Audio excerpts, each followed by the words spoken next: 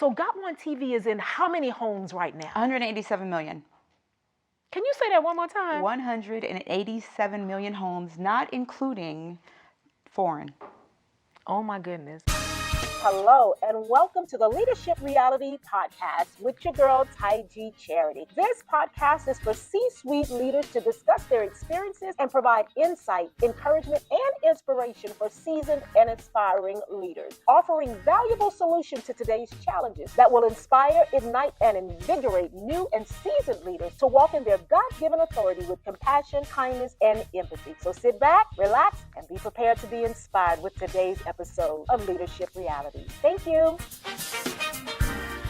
Welcome to another episode of Leadership Realities with me, Taiji Charity. Today's guest is a powerhouse in the entertainment industry, Miss LyNea, aka LB Bell. She is the CEO and partner at Bell Hall Talent Incorporated. LyNea has built a successful agency representing talent across television, film, music, comedy, voiceovers, and more. With a career spanning over 25 years, she has distinguished herself as a visionary leader and a pioneer.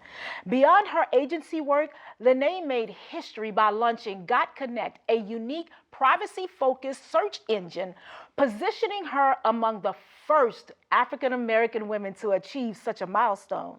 Her dedication to innovation and community extends throughout the Got Connection Foundation, which champions literacy and outreach programs alongside her ventures like Got Connection University for skill building, Got Connections Apparel for faith-based fashion, and Got One TV, a streaming platform delivering diverse, inspiring content. You all will be able to see this year's Kids Film Awards on Got One TV in a few weeks. Whoop, whoop. I'm so excited about that.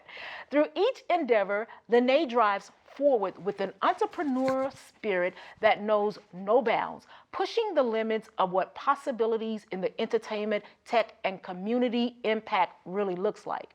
Her journey is one of resilience, creativity, and growth, a beacon for aspiring leaders ready to make a difference in the world. LB, welcome to the show. Hello. Hey! Thank you for having me. Yes, of course. I almost want to do the color purple. Me I and know. my sister never. I'm so excited. Look, Thank you. a whole network, a whole streaming channel. Who are you? How? Tell us about you. Tell us about LB, how LB got started. When did LB just realize that she was a leader? Like, just start from the beginning. Well, I'm a triplet.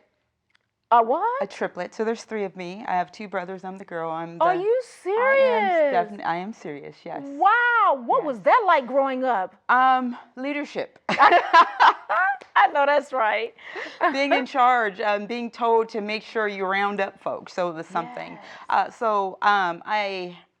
My mom, so if you said go back to the history, my mom's a quadriplegic.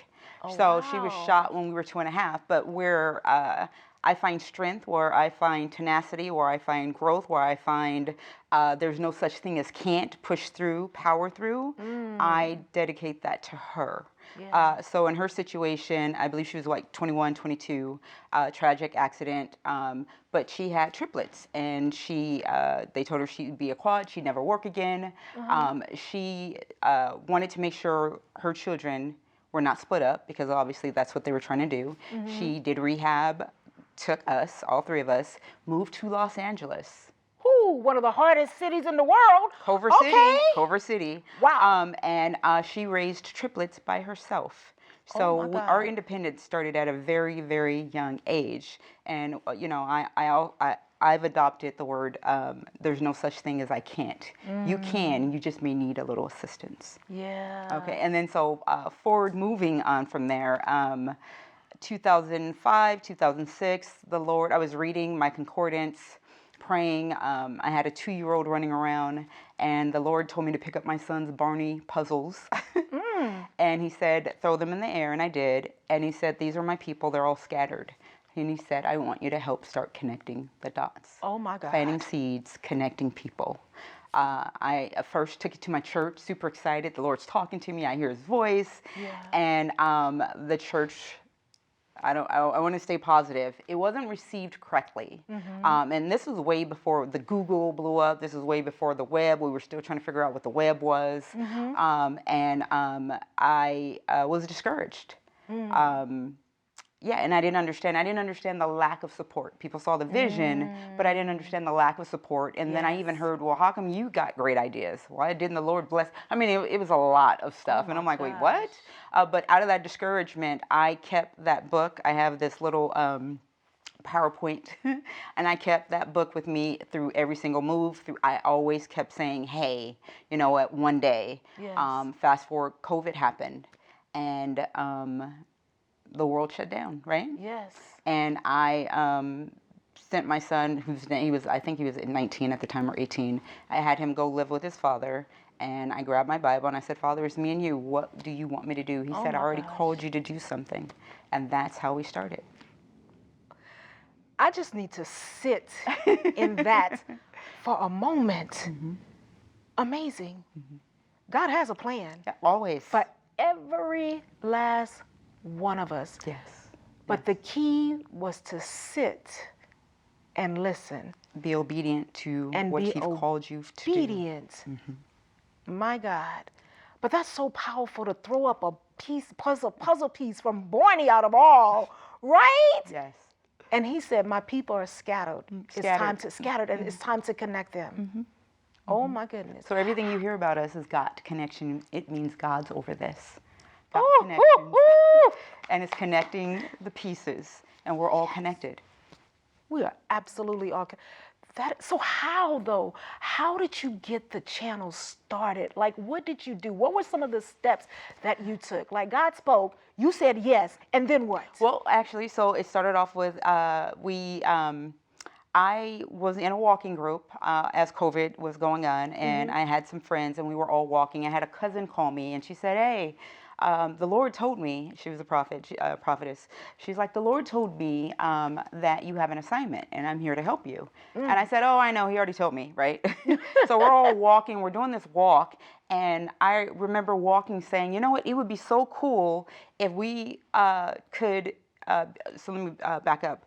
I had a girlfriend in Sacramento, someone in San Diego, she was in Atlanta, someone, I can't remember what city she was in, I think Ohio, and we were all three-waying, walking. And I was like, that would be super amazing if there was like some connection, or guys, can you guys imagine us connecting all over the world, just walking and talking about God, just like just walking and talking about it.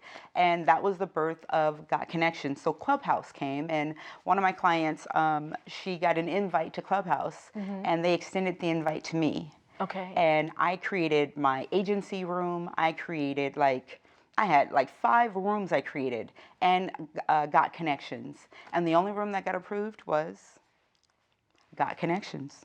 Wow. And that's how we started. We started our ministry on Clubhouse every day, walking and talking about God, talking about a subject of the day, and we just let people hear. We let people, speak. Yeah. We worked on giving people a voice. Yes. And then from there, the search engine was formed. I was able to have some money saved, and I reached out to 2 of engineer friends, and we actually crafted a private search engine, because I'm all about protecting people's privacy. Yes. And it is very easy to give up privileges when you don't recognize what you're giving up. Yeah. And so understanding that the technology will do what you tell it to do, but if you don't know what that is, you're giving up your rights. They make an avatar out of you. They copy your profiles. That's why you'll say something and then it pops up. Right. So I'm an advocate for privacy. I'm an advocate for personal belonging to that person, right? And not letting technology control a scenario, but we be the controllers of it.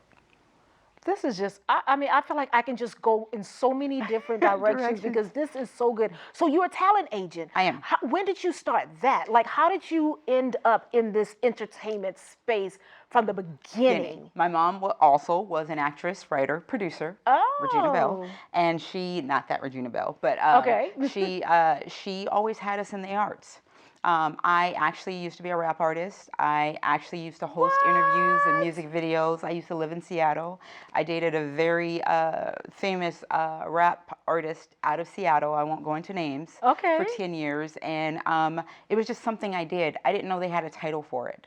And I was around it all the time. Yeah. So fast forward, I was, and my younger brother, he sings.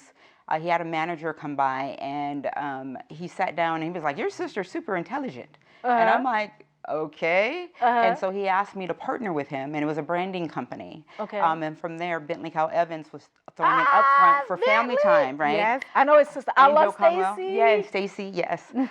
So we did a upfront for them so they could air family time and celebrate Angel Conwell's birthday. Okay. And from there, I met Sheila Leggett. Okay. And while I was there putting it on, everybody kept saying, "Are you running this? Are you doing that?" I'm like, "No, I'm just here helping." They were like, "I don't know." You're doing more than helping. You're doing more than helping, yeah. Right. And Sheila said, "Hey, you know what? I need you to come be my partner." And that's when I got the title. And I started off in product placement. I started off with celebrities, so I'm meeting my the folks that are Kenny Lattimore's, and I'm That's like, "Oh my God." friend. Yes. I just found out you represent I Kenny Lattimore. We do. were having a conversation, and you mentioned Kenny. I was like, Kenny Lattimore.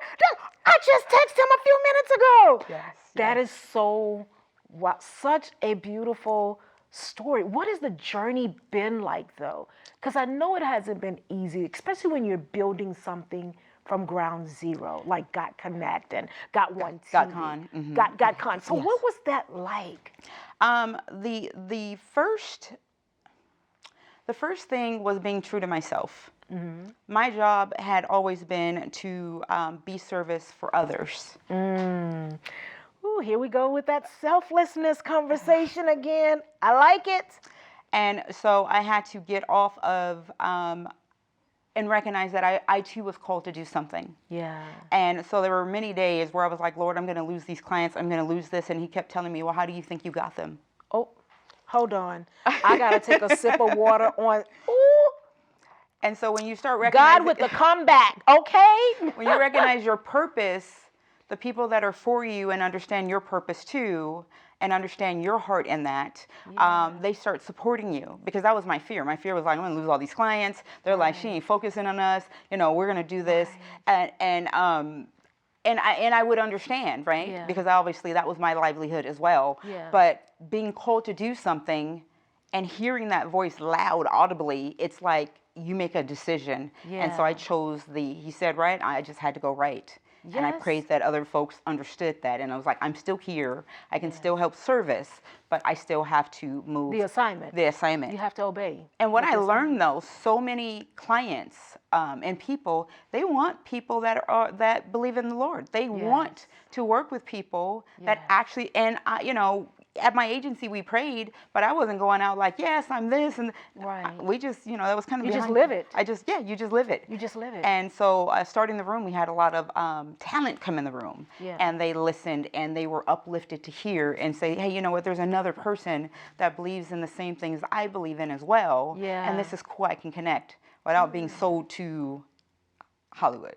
I'm just saying that right there. That you just dropped that right there.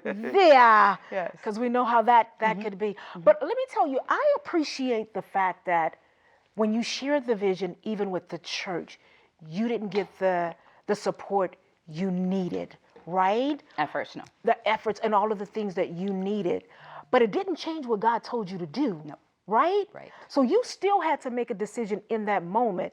Am I going to seek the approval and validation from the church, or am I going to seek approval and validation from the one who gave? I'm about to throw my cue cards and do a run around this doggone podcast set here. That is just so powerful in and of itself.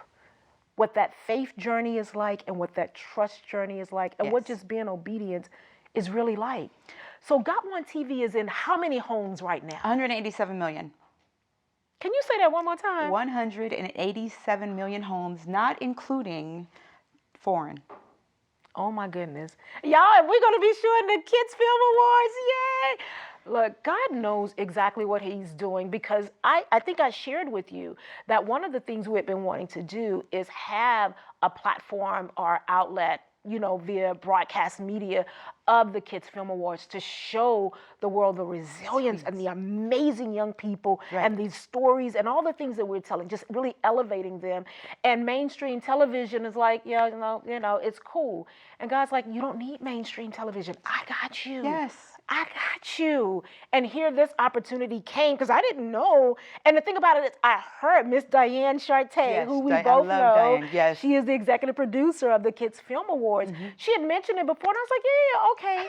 And I'm like, but then it came right back around. And I was like, okay, let me pay attention.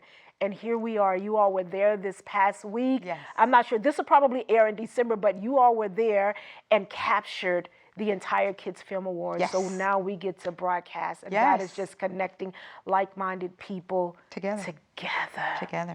And it's funny, in 2005, on this PowerPoint, I love doing mind maps. So to me, it's a mind map. I did entertainment.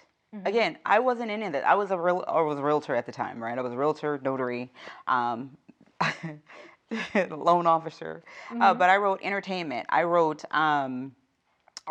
legacy home and loans. I wrote a news. I think it was a news. If I'm correct, it was a news media company or news magazine. I wrote a giving room, like a shelter, or where you're just giving stuff, right? A feedback. It was like a home, if you will. Shirley Caesar used to sing the song, and I was inspired by that. And two other things.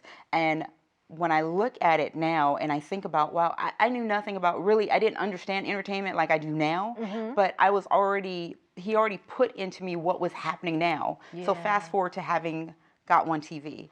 Fast forward to having the community with the directory. We have a whole directory of connecting people globally. Fast forward. So again, what is the scripture? Habakkuk, write the vision, and make it plain. And make it plain. So he was brewing something in me, and the difference, or what we have to do, is just be obedient to walk through it. Yes. For me, even when you have people that don't support you, who you think will support you, and you being your biggest sabotager as well. Yes, you don't have to know how. I just said okay. If you said right, I didn't say why. I'll tell you, there was I had hired, we have our own Facebook. It's called God Connect Social, right? God Social. And I was building it. It was my second programming. And right before the launch, the engineer disappeared. Oh. We were launching that day. So this was like maybe 2 a.m. And I just start praying. And I remember sitting in front of the computer, and it was like the Lord just said, do this, do this, do this. All that programming I learned back in, I don't know, when I was 16, just start coming back to me. Wow. And it was like, do this, do this. And I created I created a social media app. Just by listening. And again, if you key in and just listen, he'll guide you, but you have to trust it and not question it, because we actually get in our way a lot of times. Oh, don't I know it. I heard a sermon by a friend of mine once called Respect the Process. And it was one of those messages that just resonated so well, because we are individuals who we think we're in control. Yes. Right? And we feel like we got to control the scenario. The scenario.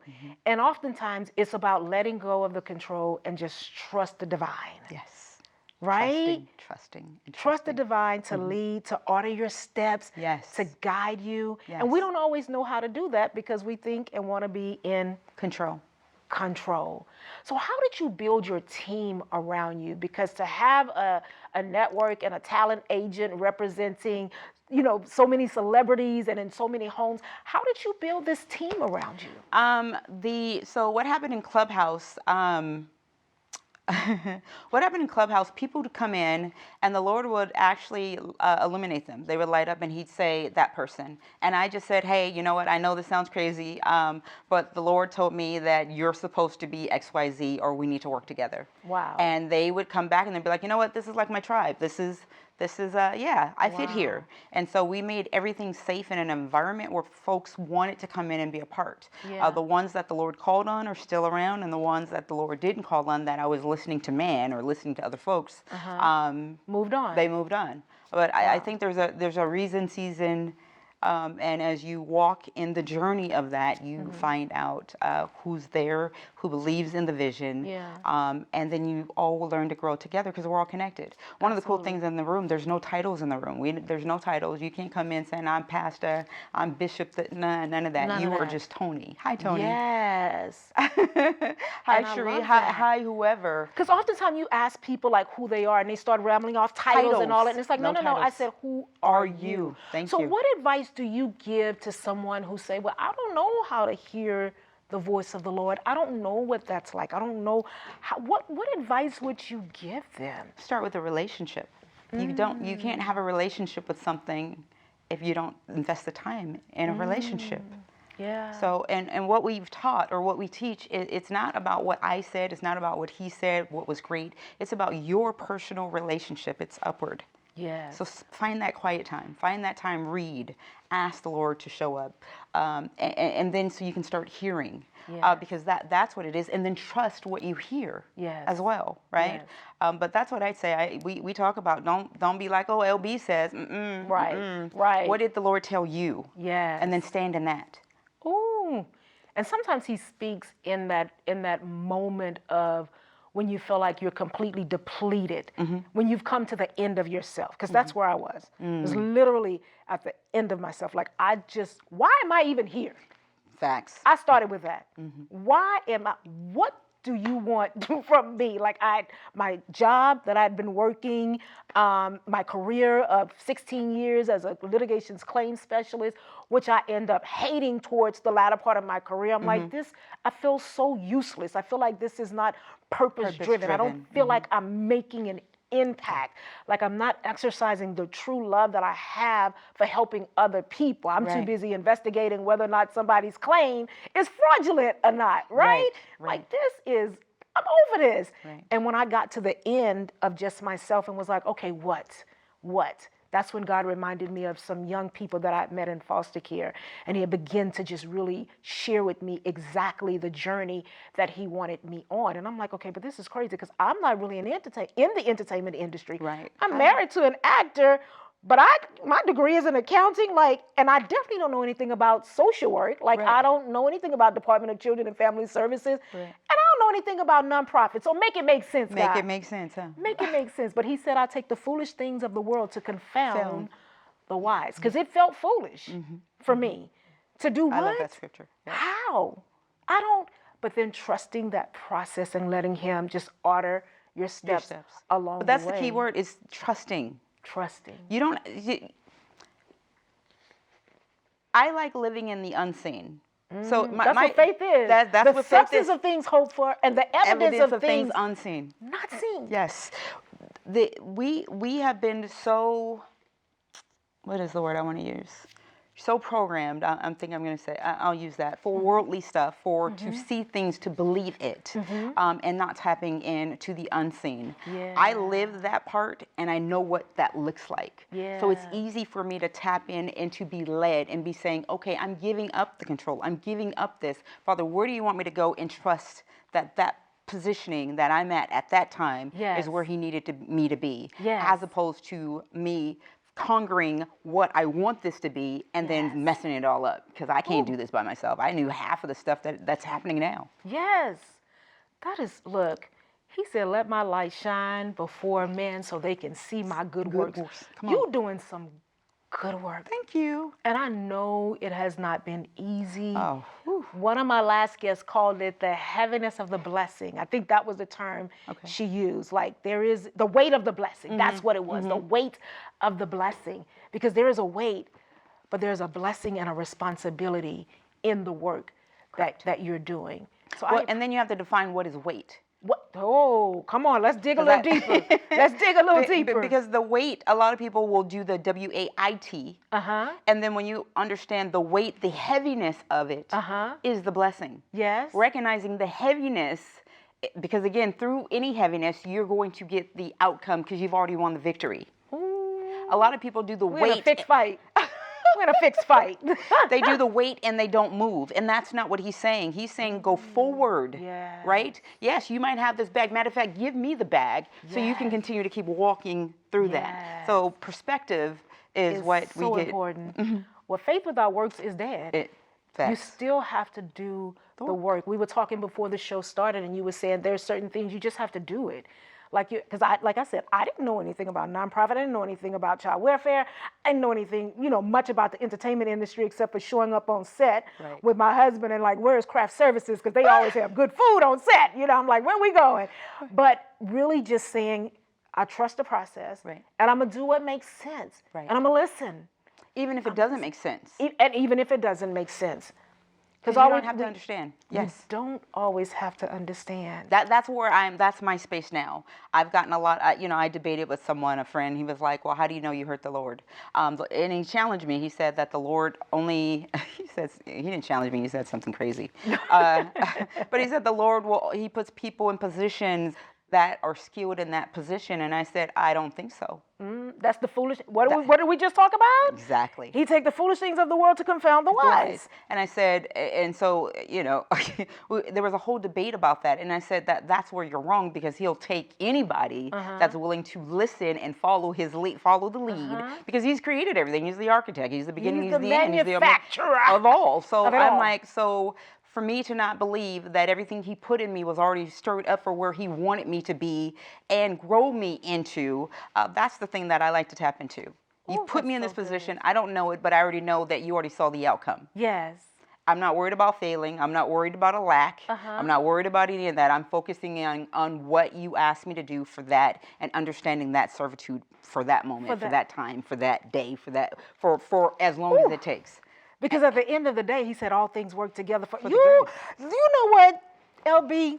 We about to have church, and they telling me that I only got 5 minutes left. Okay. How we gonna do this? I feel like we just scraping the surface. There's a part two. Sharpens iron. I know, right? This has, just amazing. So let me ask you this: who inspire you as a leader? My mom. Hey, I like that. And we talked about her. Yes. Disability didn't get in the way. Tragedy didn't get in the way. Setbacks didn't get in the way. Let me tell you something then. This woman, okay, she had the diagnosis, or, that's what the ward told her, that she wouldn't use her arm, she wouldn't drive. She got more shoes than I do. She drives. She has 2 cars, a Mercedes. She got married, had another child 11 years later. Are you serious? Alive, serious. Oh my God. Right. So when I think about strength, when I think about the odds, or fighting the odds and not letting society tell you what to be. Yes. I give that to her. And I took from that. I graduated high school at 16. I had a kid at 15. And but again, taking those tools with me was, no, I'm not going to listen to what you tell me, because again, even from medicine on, they will try to program you to a belief system that's not real. So I always say, well, who told you that? Yes. And now with social media, and everybody's on with opinions and trends and all of that stuff. Because I usually ask leaders, like, do you follow any trends? And because people see other things that's happening, and they feel like, oh, well, I gotta subscribe to this, or I gotta, this is how they're doing it now. This is what's happening in the now. You gotta stay relevant. You gotta stay. And my message is, you gotta stay true to you, you, and what you've been called to do. Come on.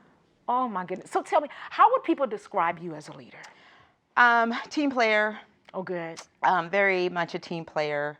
I listen to a lot of folks. I empower a lot of folks. Yes. I don't want to be anyone's boss. I like that. I always tell people, equal. they go, boss lady, and I'm like, it's more than a cute slogan.